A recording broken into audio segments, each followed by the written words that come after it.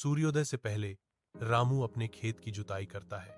उसका दुबला पतला शरीर जागते हुए आकाश के खिलाफ सिलहूट होता है।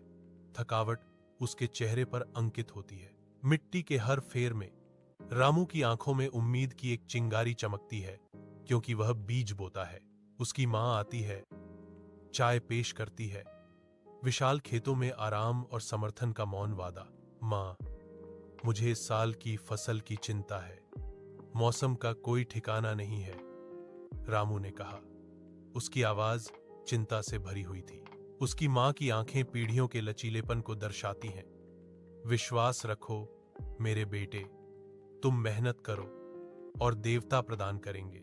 उगते सूरज की लंबी परछाइयां रामू और उसकी मां के बीच विशाल खेत में शांतिपूर्ण आशा के एक पल को दर्शाती हैं। रामू के साधारण घर के अंदर उसकी बीमार पत्नी बिस्तर पर शांत पड़ी होने पर दीवारों पर परछाइयां नाचती हैं। दो छोटे बच्चे भूख से रोते हैं। उनकी छोटी आवाजें भारी चुप्पी को भेदती हैं। रामू अपने बच्चों को शांत करने की कोशिश करता है। उनके खाली पेट से विचलित करने के लिए एक कहानी बुनता है। वह अपनी पत्नी की ओर देखता है। उसके थके हुए चेहरे पर गहरी चिंता अंकित है। रामू का हाथ दवा के लिए कांपता है। उसकी उम्मीद खाली जेब के साथ घटती जा रही है। रामू की आंखों में निराशा जलती है।